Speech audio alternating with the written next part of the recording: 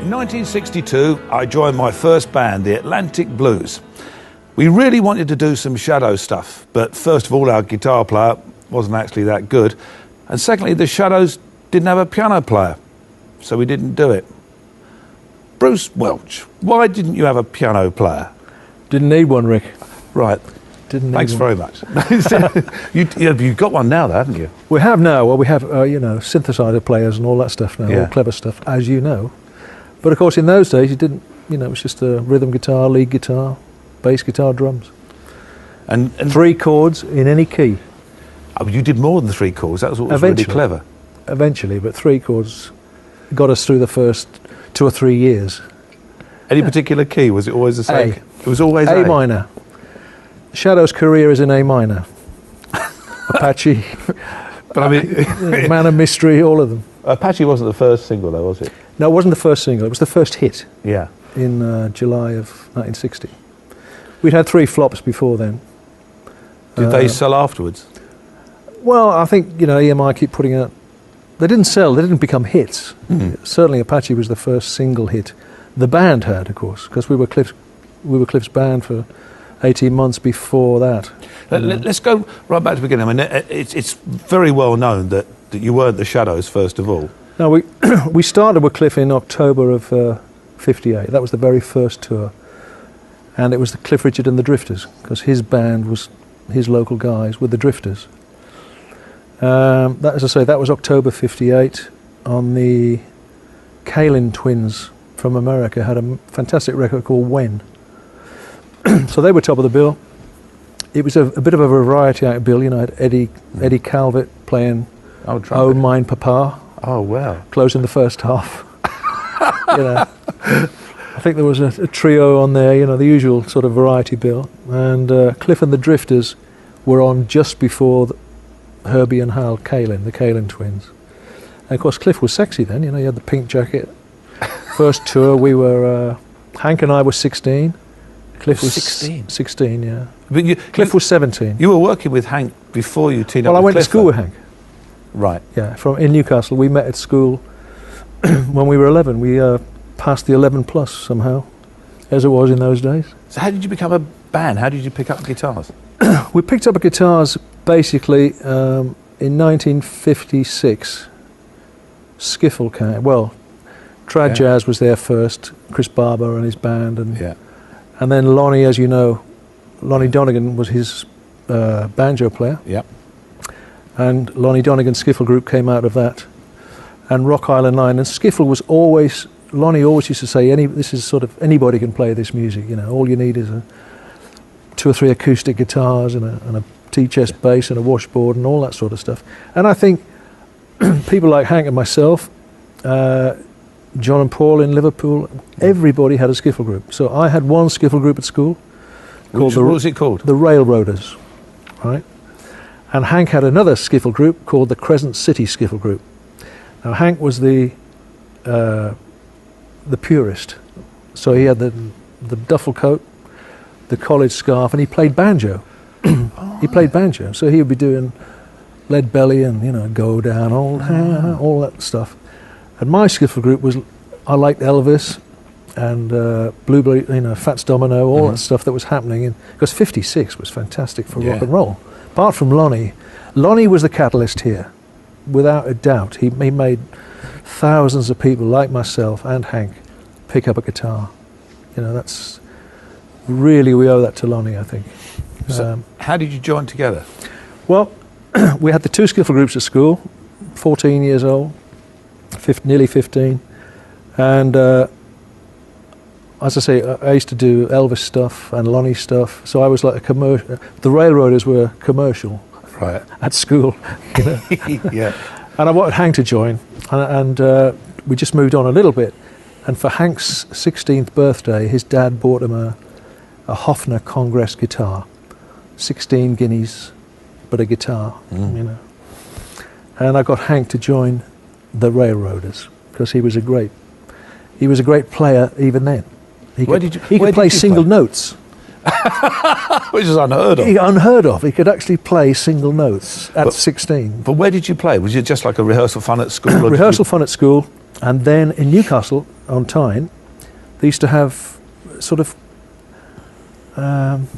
we used to call them up north go as you pleasers, and they're little talent competitions, maybe on a Friday night or a Saturday night, and there'd be half a dozen, you know, there'd be an opera singer on and a skiffle band and a vocalist, you know, who thought he was Frankie Lane, and if you won, you won £2.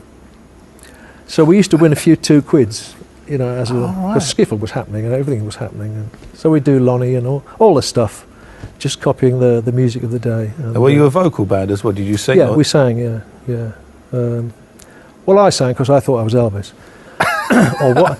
I was trying to be a cross between Elvis, Fats Domino, Little Richard. It's not easy trying to be a cross. You know, no, at that's the age of 15, trying to be all of those in one go. Any writing then? Doing any writing? No, not at 15. At 16, we came to London. Why? Well, the railroad is, first of all, in 1956, we'd heard Tommy Steele, who unfortunately is often forgotten here. Yeah. Tommy came out of a place called the Two Eyes Coffee Bar, and there was lots of publicity. This guy was a merchant seaman, came back, went to this coffee bar in Soho, was discovered by, I think, Larry Parnes and John Kennedy. Mm-hmm. We're going to make you a star, son.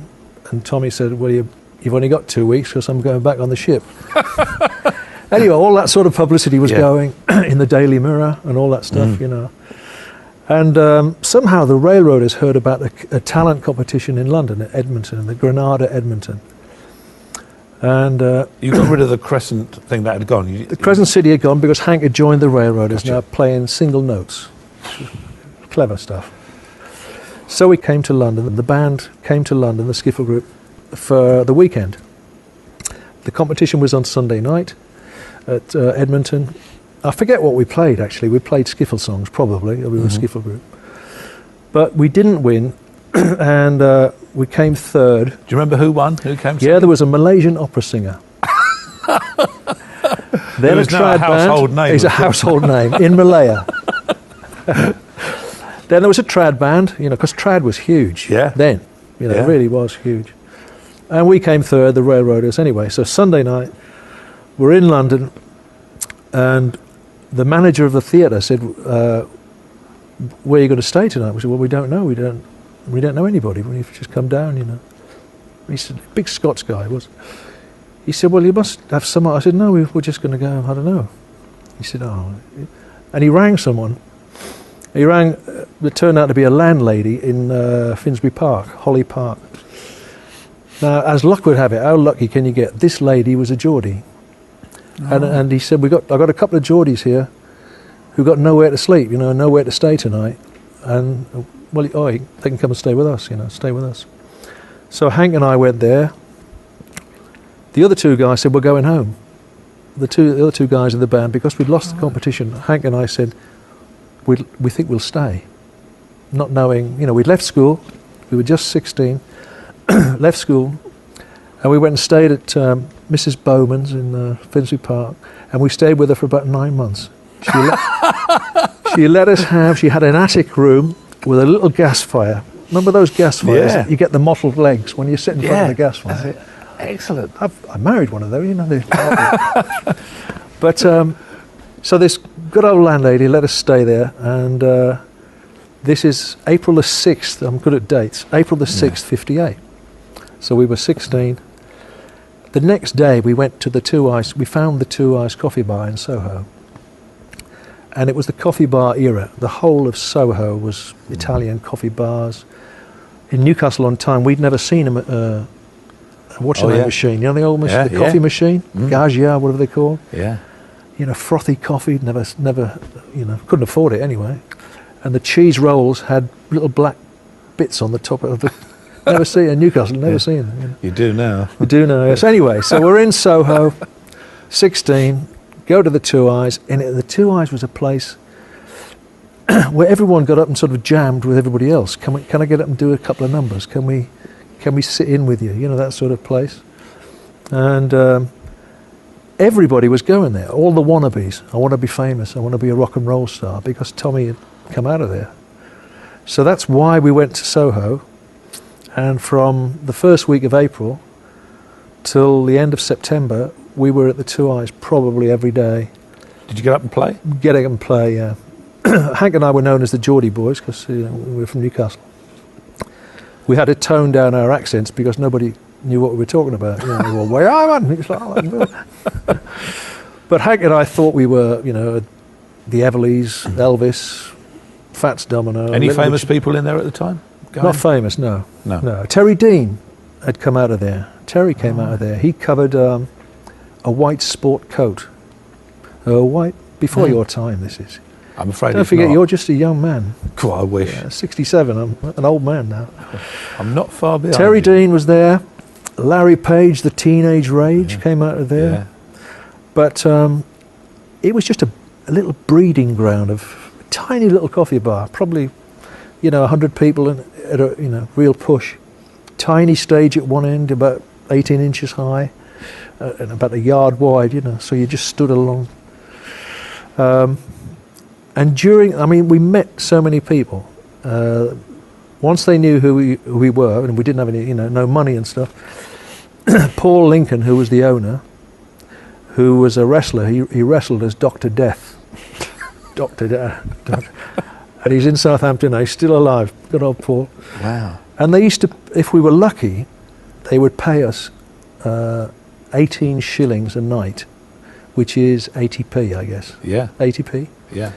And he'd work from 7 till 11, singing and playing and jamming. And during those few months, at the age of 16, we got to know and played with Jed Harris, Tony Meehan, Brian Bennett, Licorice Locking, all guys who eventually became the Shadows, or were in the Shadows. And we just met so many people. It was great fun, 16 years old, you're in London. It was a happening time. Every coffee bar, Heaven and Hell was next door.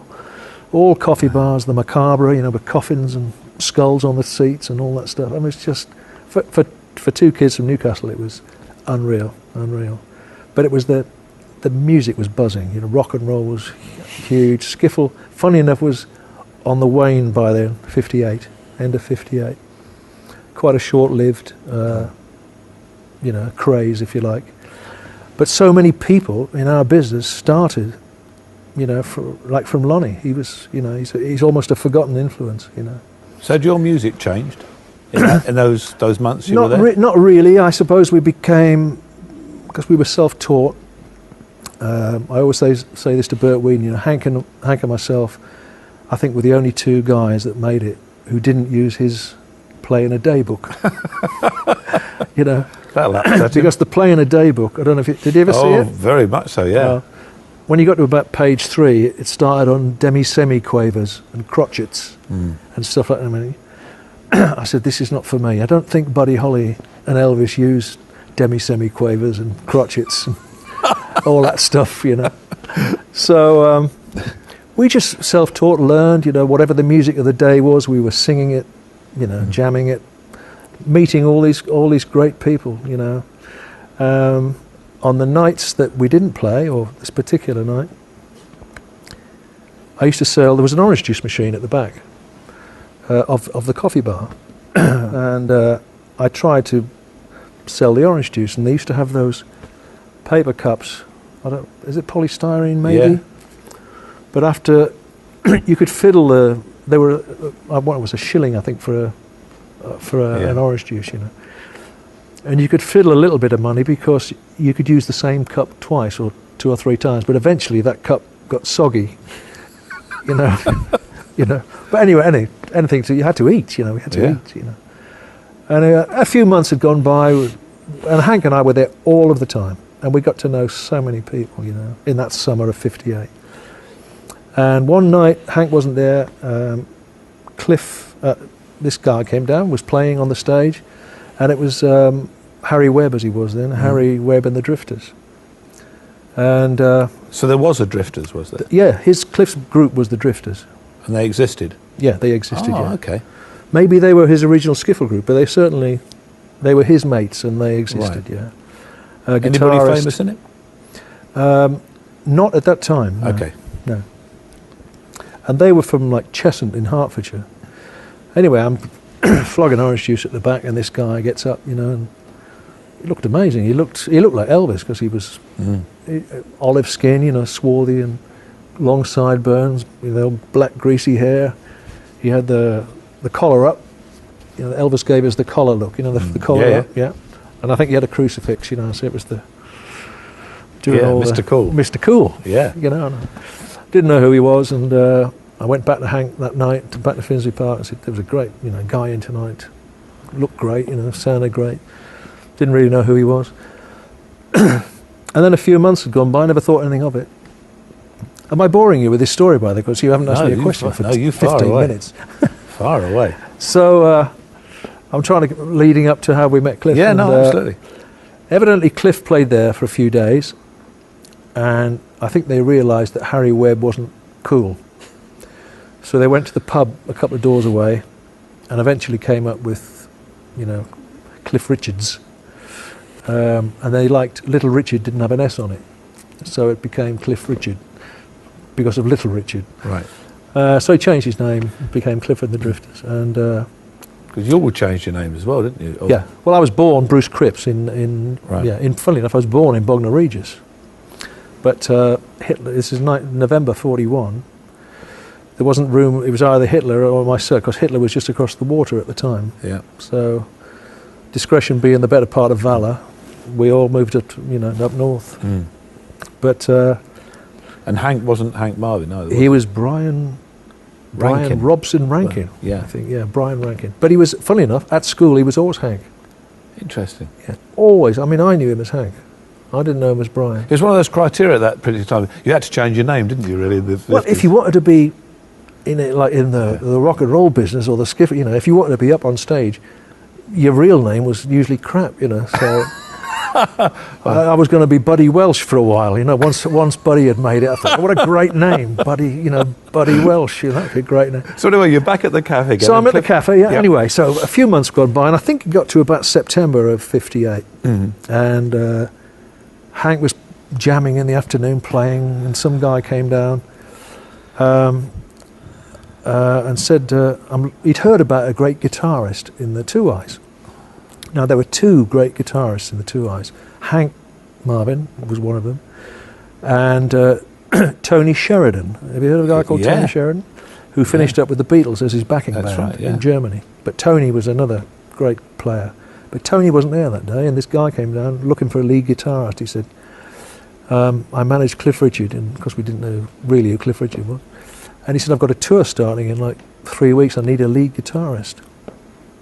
So Hank being, played him a few licks, Single notes? Single notes. If you could play, and Hank could, if you could play the introduction to That'll Be the Day. You're in. You were in. And Hank could play it perfectly. In fact, Hank taught Tony Sheridan how to play That'll Be the Day, the intro. Because we used to sit and listen, with a little dance set, we had a little dance set record player, and you'd play the record over and over and over. Yeah. Oh, how does he do that? And of course the fingering was hard on That'll Be the Day. Because being from Newcastle and young and everything, we didn't realise that Holly had a capo on. We didn't know what a capo was. So Hank would be doing the stretching, long, big stretches. Anyway, this guy said, played him a few licks, and I think My Babe and stuff like that, the old, and offered Hank the job. He said, great, would you like to, it's a 3-week tour. And Hank said, well, I'll do it if my mate can come. Wow. And we went round the corner up Dean Street, up into a tailor shop, up the stairs, and there he was, standing like this, practicing for later life, getting fitted for the famous pink jacket as it became. He had the black shirt, the pink tie, and the pink jacket he wore on the first tour. And as I say, Hank and I were 16, he was 17. We sort of looked each other up and down, we're all pimples and, all the stuff. And he said, can you come out to my house and we'll have like an audition, I suppose. So Hank and I went on the Green Line bus from the outside Portland Place to Cheshunt in Hertfordshire, took our little guitars with us, and did an audition in his front room. Cliff lived in a council house with, there was him, his 3 sisters, and his mum and dad. And we went in the front room and did That'll Be the Day, which Hank could play. Yeah. A whole lot of shaking going on. My Babe, and a few other tunes of the day. No sign of a bass player or drummer yet? No. Well, they came because the bass player and the drummer were in the Drifters. That was okay. We already had those. And a guy called Sammy Samwell, who wasn't in Cliff's original group, had written a song called Move It. Move It, fantastic record. And Sammy had joined the Drifters. So you had, for the tour, once we passed the audition, you had Hank, myself on rhythm guitar, Terry Smart on drums, and Ian Samwell, who'd just joined, who'd written Move It, was like the bass player. Not really a bass player, but played the bass. And that was Cliff Richard and the Drifters on the first tour. Funny enough, on that tour was the Most Brothers. Have you heard? Yeah. Mickey Most. Yeah. Who also thought they were the Everly Brothers. You know, if you were a duo, if you were an English 2 kids singing together, you were the Everly Brothers, or you were trying to be. And Mickey Most was trying to be with Alex Most, the 2 of them. And they'd hired a bass player called Jet Harris for the tour. So Jet, who we knew from the Two Eyes, and we'd played with during the summer, he was backing Mickey Most. They all heard Hank play, and Hank earned extra money for the tour because the Kalin twins, he played for the Kalin twins and Mickey and the Most Brothers. So he was working for 3 people, Hank. Already he was ahead. Yeah. Because we finished up we got £12 a week on the first tour and pay your own digs. Wow. Yeah. And Hank got a little bit more? Hank got definitely a little bit more, yeah. Wow. Great, but he deserved it, it was great. And it was just around the UK initially, was it? UK, yeah. All the usual, Was there a record deal then? Yeah, Cliff had Move It. We weren't on Move It, you see. Cliff had was already out? made Move It, yeah. That was the first hit, really. So by the tour started October the 5th, I think Move It was in the top 20. Yeah. By the time the tour finished, he was number 2. And getting an enormous reception. So much, in fact, that, as I said earlier, we were on just before the Kalin twins, and they were having trouble following him, and they were top of the bill. Yeah. And I think they asked Cliff's management if we would move into the first half, and we wouldn't, or he wouldn't, as you do. Yeah, absolutely. So that was it, the first tour, and it was originally for 3 weeks and just kept going. But let me get back to Move It, because Hank and myself weren't on Move It. This guy, Sammy Samwell, had written this song on the bus going out to Cheshunt. And Cliff already had signed a deal with EMI, or Columbia as it was then. And Norrie Paramore, bless him, was the A&R man, the producer. And he had signed Cliff. He hadn't signed the band because all session, in those days, session men played on the records. So on, Norrie had said they were going to make it, all English singers in those days used to cover the American charts, as you probably remember. Yeah. If there was a big #1 in America, they'd get some English guy to cover it, Anywhere from Cliff to Craig Douglas to, Larry Page. Now what a move, Larry Page and the Teenage Rage. His A&R man, for his first record, got him to cover That'll Be the Day by Buddy Holly and the Crickets. Was that a shrewd move? Anyway, Cliff was going to cover something called Schoolboy Crush. That was going to be the A-side. And they didn't have a B-side. And Sammy Samwell said, I've written this song. And played and Move It. And Norrie said, right, we'll do that for the B-side. So they had Terry Smart, who was the Drifters drummer, who Cliff's mate, Sammy Samwell, who wrote Move It, on sort of second guitar, and Norrie brought in Frank Clark, an old session man, on big bass, and a session guitarist called Ernie Shear. People who read the dots could, play single notes, And Ian Samuel actually wrote that da da da da da da, and he showed him what he wanted, and the Ernie Shear played it, and of course it was a fantastic record. Yeah. Fantastic, but it was the B-side, and everyone. I wasn't there, obviously, and Hank wasn't there, but Cliff said, "Oh no, not Move It's better than Schoolboy Crush." And Norrie said, he did this a couple of times with us. He said, "I'll tell you what I'll do. I'll take them both home and play them to my daughters and see which one they like." And they chose Move It. And Move It was the A-side. And was instant smash. Fantastic record. It's still a fantastic record. It's great. It was ahead of its time. 50 years later, it still sounds fantastic. And just to get back to the tour, we did the tour, and then after that, we just kept going. So what happened? Did sort of Cliff sit down and say, "Look, I'd like this to be permanent"? Yeah, we're just going to go on. It was fantastic, and what was the lineup then? That was yourself on the tour. At the end of the tour. The end of the tour was still Terry Smart, the original drummer. Yeah. Ian Samuel, Sammy Samuel on bass.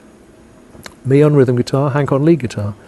But during the tour, Cliff was listening. He listened to Jet Harris on bass, and Jet was the bass player. Played single notes. He was just a great player and looked great. He had an original sound too. He did, and Jet thought he was James Dean and looked like James Dean. Yeah. We used to call him the Vita Point kid. He used to dye his hair blonde, and the old collar. Everybody used to put the collar up. In Newcastle, none of us did this, we owe this to Elvis, Everybody wore the collar up, And so Cliff said, I think he realised, to be honest, that Sammy, who was his mate, and written Move It, obviously wasn't as good a bass player as Jet Harris was. And so he asked Jet, it was very difficult, he asked Jet to join. He'd heard Tony Meehan had jammed with us in the Two Eyes. As I said, keep saying this, but Hank and I were 16. This kid, we were playing one night in the Two Eyes, and this kid said, "Can I get up and play drums with you for a couple of numbers?" We said, "All right." And this 15-year-old kid got up, and it was Tony Meehan. He was a fantastic drummer. And what we'd realised during the tour, because we were very experienced at 16, after 3 weeks' work, to be fair, and I'm not being nasty at all, Terry Smart had his limitations as a drummer. Yeah. Cliff was going to be huge. He wanted the best in the land. He wanted his band to be the best. So by January of '59, which is 2 months after we started, really, his mates left the band, left the Drifters. And then we had Hank Marvin, Bruce Welch, Jet Harris and Tony Meehan. They were the Drifters. And we played on various records up to Living Doll and stuff like that, hits. And then we I told you earlier, we'd had 3 flops. Cliff was always badgering Norrie, saying, "You must sign my band, Norrie, you must listen to my band, sign them to a record deal," which he did. But we'd had flops. Anyway, we made a good record called Saturday Dance. It was the last Drifters record. And we tried to release it in America, or we were going to release it in America. And of course, we didn't realise it. There was a black vocal group who were number 1 at the time, massive vocal group, the Drifters. And they put an injunction. They said, "You cannot use the Drifters' name." Oh, right. Because we've already a big vocal group. So we had to come up with a new name. And as you do, I wasn't there. Jet and Hank got on their scooters and went out to a pub in Ruislip Lido. Ruislip Lido, yeah. Lido. And they sat there having a couple of jars and talking about the 4 Jets and the this and the this and the that and the that. And I think Jet eventually said, Cliff's always, when we work, Cliff's in the spotlight up the front and we're always in the shadow at the back. Why don't we call ourselves the Shadows? Excellent. And that's where it came from. So we owe it to Jet. Well, so overnight you became the Shadows? Overnight we became the Shadows. This is about probably of July-ish of 1959. So we'd only been in the Drifters for about 7-8 months maybe, if that long. Now, you obviously moved from Mrs. Bowman, or whatever her name was, in Finsbury Park. Not at the time. Are you still there? Oh, yeah. You know, 12 quid a week doesn't give you much in... Oh, that's true. Did she come and see you play? She did, yeah. Oh, We got her a free ticket. Wow. Yeah. But I think she realised we kept raiding her fridge in the middle of the night. Food was disappearing out of her fridge. So anyway, so suddenly we were the Shadows, yeah. Which is mid-59. And it also became known as Cliff Richard and the Shadows, didn't it? It did, yeah. Because, well, we've been the Shadows, what, nearly 50 years now. So the Drifters was fairly short-lived. But that was the story behind it. We had to change the name. But you had a record deal on your own then, didn't you? We did, yeah. After much badgering by Cliff to Norrie saying, you know, you should listen to my band, they're great, you know, this, to that. And it was a good band. I mean, it was a good little band for the time. But I mean, he had two great players, you know. Well, three great players, not me, but Tony Meehan was a great drummer. Unique style. Yeah. Hank was fantastic. He's always been a great player. Even at that age, he was a great player. Just inventive. What was unusual is an instrumental band. We became an instrumental band. We became an instrumental band. We'd had the first record was a vocal, Feeling Fine. Flop, didn't mean a thing. And we even did Oh Boy with it. We went on Oh Boy, doing Feeling Fine, the new record slot, Zilch. Right. This is Cliff's band, here they are, Zilch. So we thought, well, that's been a flop. Then Jet Harris wrote something called Jet Black, an instrumental, bass, dum, dum, dum, dum. Came out, Zilch, nothing. Then we made it, well, that instrumental's failed, let's do another vocal. Because we all thought we could sing, of course. We all wanted to be singers, really. Well, in fairness, you can sing. Actually, but, you know, we didn't have voices and things. Anyway, so then we did Saturday Dance, which nearly hit the chart. And we're on tour. In those days, Rick, before you were born, we toured probably 11 months a year. We were on tour all the time. All of the time. Not doing a long. I mean, top of the bill was probably 20 minutes, 25 minutes. But the travelling on tour before the motorways, of course. You know, the M1 wasn't open then. Yeah, I did do a bit of that. Did you do a bit of that? Yeah, I did a bit of that in the. So you're older than I thought then. I think I'm a lot older than you. You're very kind. I shall pass you a check in a minute. But go on, carry on. Yeah. Yeah. So where was I? Oh yeah. 11 months of the year on the road. On the road all the time. And I've already forgotten what I was going to say. The Shadows. We're talking about the Shadows. You had the three flops. Oh, right. So we're on tour, and there's a guy called Jerry Lorden on the tour. So this would be about April of 1960. And Jerry Lorden was a singer-songwriter, and he'd had a couple of small hits. He had, in fact, on this particular tour of April 1960, he was in the top 10 with a song called Who Could Be Bluer? Who Could Be Bluer? And he'd had a couple of small chart things, but he'd also had a #1 in America. He wrote a song called A House and a Car and a Wedding Ring, which was a big #1 hit. Anyway, he was a songwriter. So we're on the coach that we used to sleep on as well, sometimes. And we're all talking, as you do on the mates. We're on the way to wherever. And we're saying, well, we don't know what to do now. We've had, we need a new single. And we've had 3 flops, and EMI will probably give us the elbow soon, because we tried instrumentals. He said, I've got a tune. Can I play you this tune? I said, yeah. So he went to the back of the bus and came, and he had a ukulele. And he said, just listen to this tune. He went, down, down, down, down, down, down, down, down. And playing the rhythm on the ukulele. We all went, yeah, we like that tune. Can we play that to Norrie Paramore? Because Norrie was God, So he made a little demo. We took it to Norrie, and said, Norrie, listen to this tune, great tune. He said, yeah, I like that. He said, didn't have a name at that time. Yeah, Apache. Oh, it was still called Apache. He'd already called it Apache. Yeah, Apache. Okay. And he said, yeah, like that. He said, but your next A side is going to be this song called Quartermaster Stores. Remember that old army song? Yeah. Da da da da da Yeah. da da da in the stores. So we went, oh right, oh, okay. All right. Bear in mind how old we are, you know, Yeah. 17 or something, 18 by then, and so we did an arrangement of Quartermaster Stores, put that down, which was quite good. It was, you know, Hank had the Strat and the Echo box and stuff, and then we recorded Apache. I think take 3. You know, Why did he call it Apache, by the way? Do you know? don't know. Oh, okay. Just so we recorded the 2 tracks, and we went, wow, listen to Apache. I mean, it was at the time, you know, middle of 1960, June, July 1960. It was a new sound.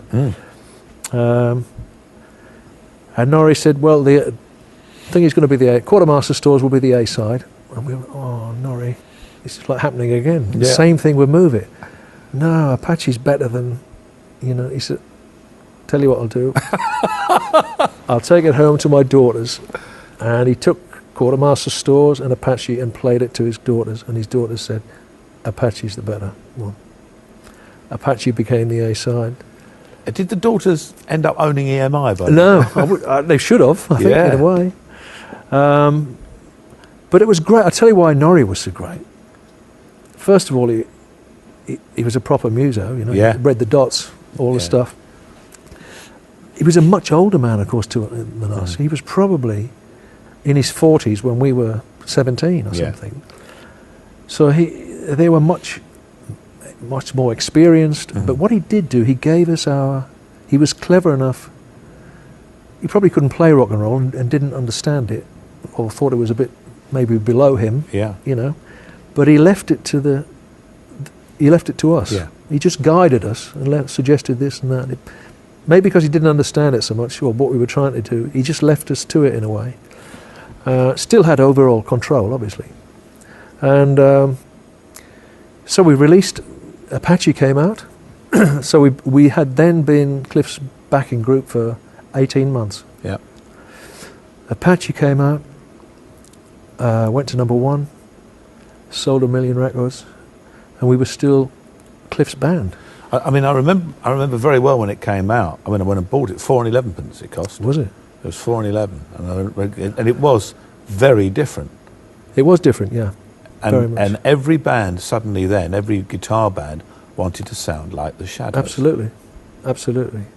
And the guitar, sorry, not the guitar, the group boom came from the Shadows. No, absolutely. Yeah. And it was also an unusual thing because if you're in a band, there had to be the lead guitar, the rhythm guitar, Yeah, drum and the bass, and that was it. the sort of format. Yeah. Yeah, it was. Yeah, yeah. So what did Cliff think? Even though He was delighted. He'd been badgering on to Norrie for 18 months or a couple of years. Listen to my band, listen to my group. They're great, and this, that, and the other. And suddenly we were big as a band, as the group. But it never occurred to you to leave Cliff. Never, no, because I've always said this. From October '58 until December '68 when I left, that 10 years was the Cliff and the Shadows period. But it was never. We never ever got the feeling that Cliff was the star, and we were the band. Never, not from him. We got it from management. Yeah. The first 18 months he had various managers. We felt it a bit there, but never from him. He was always the 5 guys, singing, playing, rehearsing, having a laugh. You used to do your own spot though, didn't you? In the We shows? did, yeah. That came. Well, what would happen then? Suddenly, the Shadows would close the first half, do 18 minutes or something, or 20 minute interval, and then we would change our suits because we could afford suits then. We would change from the Shadows suit into the Cliff suit, and we would come on and back Cliff for 25 minutes or whatever. So you had the Shadows section, you had Cliff and the Shadows section. Great, it was fantastic. But they were the early days ago. All the screaming, all the Beatlemania before Beatlemania, all that stuff was going on. And that was just you guys. And that was just the band. Yeah. So in the dressing room. So you must have been under pressure then to come up with another really hot single straight after. Yeah, suddenly you get, without realising, you get on the treadmill. Of course, we were on 2 treadmills because we were On the Cliff treadmill. on the Cliff and treadmill Shadows, yeah. and the Shadows treadmill. Cliff would be inundated with, you know, songwriters looking, you know, trying to get a Cliff record, obviously. Yeah. And then once we'd had Apache, we got suddenly everybody was an instrumental writer. So we'd have, you know, Geronimo, Yeah. Mohawk, all these songs used to come through the, as they do. All these great ideas, you know, all these terrible tunes, but, you know, all Indian names. You know, we had all the Indian names in the country. And Cliff would have all the great love songs, you know, or the rock and roll songs, you know. But you had some great instrumentals in them, FBI and all those, those tracks. Great well, tracks. we had the follow-up to Apache was Man of Mystery, which was from a black and white TV series at the time. A great tune written by an old songwriter called Michael Carr, who wrote South of the Border. Right. Who then went on to write, now you had a 60-year-old guy writing for 18-year-old kids, and he wrote Kon-Tiki, and he'd always try and take me, Bruce, come to the pub, I've got this idea for some, you know, and then he'd send you a little acetate. Remember the acetates? Yeah. Kind of put this on, and we went, yeah, that's great. So he wrote South of the Border, Man of Mystery for the Shadows, Kon-Tiki for the Shadows. Yeah. The old style songwriters. Now, were you writing yourselves? And we had started to write by then, Rick, yeah. I'll have to backtrack because I suppose our wanting to write or trying to write probably came from Buddy Holly's influence. Holly and the Crickets started in 57, July 57, so we'd be nearly 16 then. No, 15. We were 15 then. Because during 1958 we started to write songs. I mean, crap, but songs. Good crap. Yeah. You know, very twee, very young, very teenage, because that's what it was. Pop was very, very simple. I love you, you love me, Moon in June, all that stuff. You know, that's what it was. But we did start to write.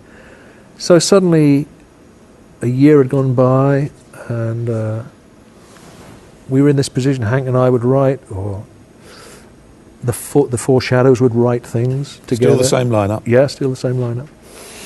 And Hank and I would write, I would write something on my own, and I'd be writing something, and Cliff would say, I can't finish this, you got any ideas for this, you know? So Cliff and I, we did a couple of those I'll come on to.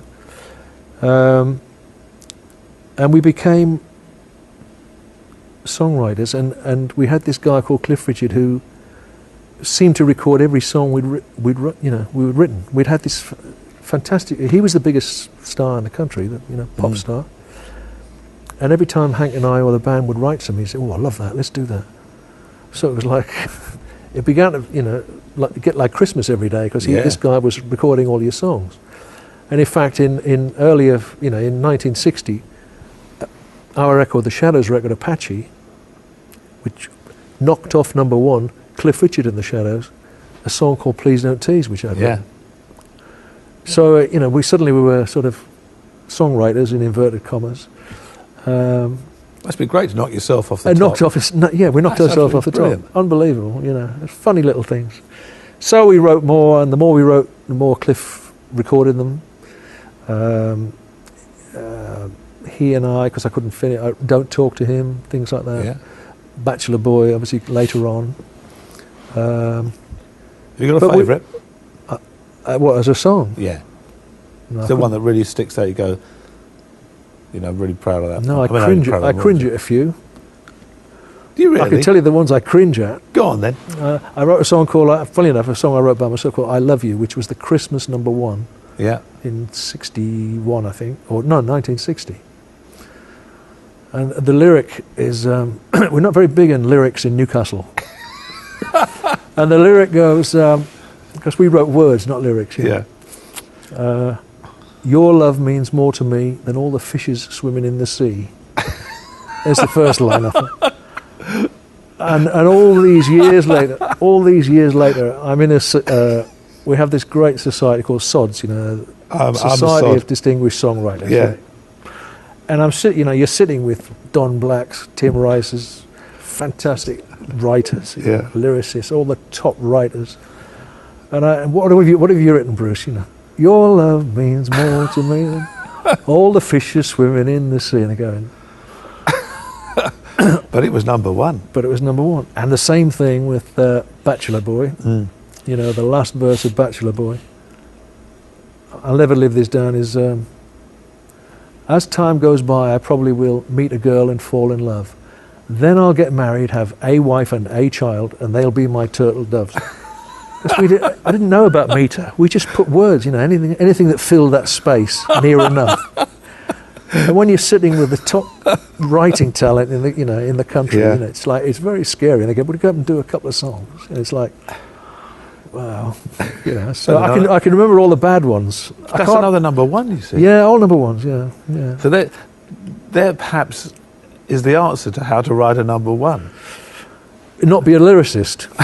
Well, I remember, I'm guessing it must have been about 65, and I was in a band called the Concord Quartet, and there was a guitar player called Jim Bennett, who's probably watching this. Right. And Jim he knew everything that the Shadows ever played.